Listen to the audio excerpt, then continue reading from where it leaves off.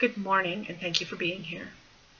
As you are all likely aware, Nelson Enterprises has had a rough year. The increase in available technology to the general public, as well as the economic decline, has reduced the demand for marketing and promotional services for small businesses in this area. Current clients are learning to do the work themselves, and new clients are difficult to find, leading to a dip in sales. This decrease in revenue has led to the management team having to make some difficult decisions. Nelson Enterprises has two options: merge operations with Paddock Consulting, or sell a portion of current operations to Paddock Consulting. The choice to merge with another company presented several pros as well as several cons. Advantages included getting immediate financial support from Paddock Consulting to help bring Nelson Enterprises back to profitability, access to new clients through a shared database, additional personnel to assist in the merger as well as with the restructuring of the business model, and, most importantly, no employee layoffs. This option presented several disadvantages as well. Merging with another company would mean a loss of independence when it came to making major business decisions. There would be an initial loss of income specific to the Nelson Enterprises accounts while the merger details were smoothed out. Some clients might get the impression that Nelson Enterprises was weak in some way and therefore unable to provide quality services. There would also be the possibility of some employees being demoted, losing their job titles, or having to endure a reduction in salary. This last possibility is the most concerning, as Nelson Enterprises is proud of its employees and does not want any employee to lose income or to be demoted. Selling a portion of Nelson Enterprises also has good and bad points. Divestiture would give Nelson Enterprises immediate income, not just financial support, as a result of the sale of selected client lists and some equipment. Narrowing down the client list would improve the ability to focus on current clients and pre-qualified potential customers. Nelson Enterprises would retain its independence and decision-making rights. With this choice, most salaries would remain the same, with only upper management taking agreed-upon pay cuts. Of course, there is a negative side to this option as well. Nelson Enterprises would lose some of their current clients in the sale, with remaining clients possibly losing confidence in the business. Nelson Enterprises would lose the ability to serve the same number of clients, potentially reducing revenue even more. With this option comes a pay freeze for many employees, with a total loss of about 5 positions.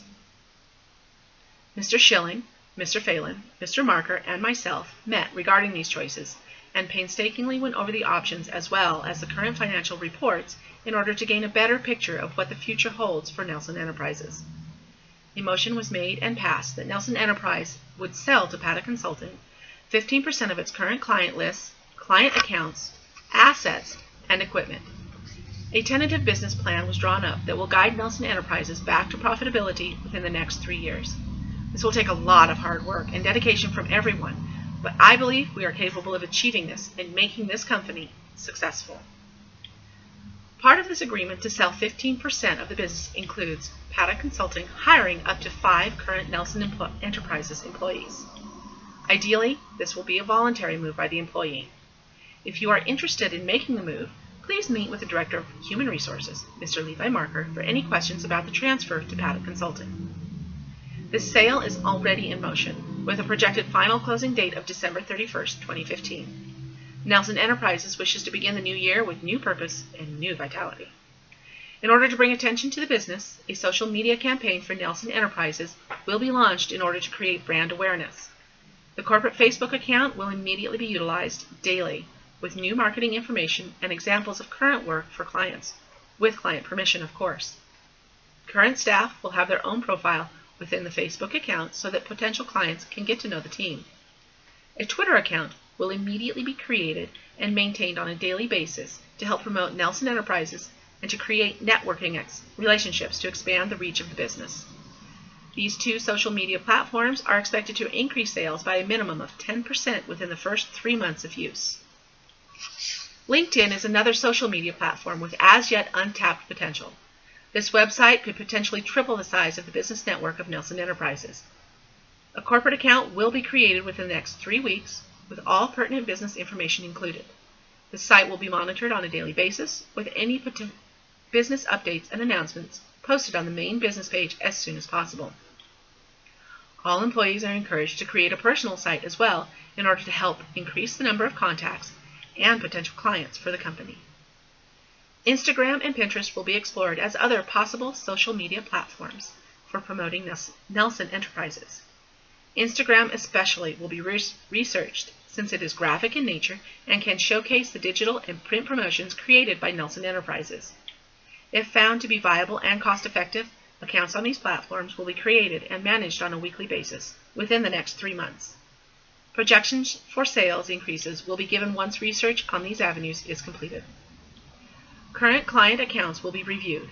Payment records will be compiled, and those accounts with outstanding balances will be resolved and all payments due will be recovered within 1 month, or the client will be fired. Those clients with current accounts will be contacted with a report containing full research on the impact of increasing marketing and promotional coverage for their business or products as an effort to serve them better. The goal here is to work with current customers to help them increase their sales. By making the customer happy and profitable, Nelson Enterprises becomes more profitable as well. A 5% increase in revenue is expected within 6 weeks of implementing this effort. Nelson Enterprises will no longer offer payment terms. Once promotional materials are delivered, payment is expected immediately. For current clients that have up-to-date accounts, this should not be a problem. New customers will have an option to pay over time. Accounts that are in arrears will have 30 days to pay to current, and they must stay that way. With accounts that pay an ongoing monthly fee, the fee will be due no later than the 4th of the month for which the promotion is being done. For example, if a promotion is for a Memorial Day sale, payment for the promotion must be received no later than May 4th. For projects that require large amounts of time dedicated to research and development of a marketing plan, a deposit will be required in the amount of 25% of the estimated total project cost. For smaller clients, no deposit will be required, but payment upon delivery of marketing materials will be expected.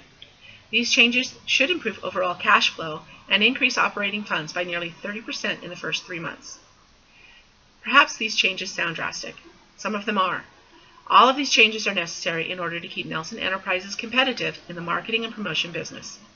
The new year will bring new prosperity to Nelson Enterprises and to its employees. Comments and questions are encouraged. The management team is eager to listen to employees' thoughts and concerns.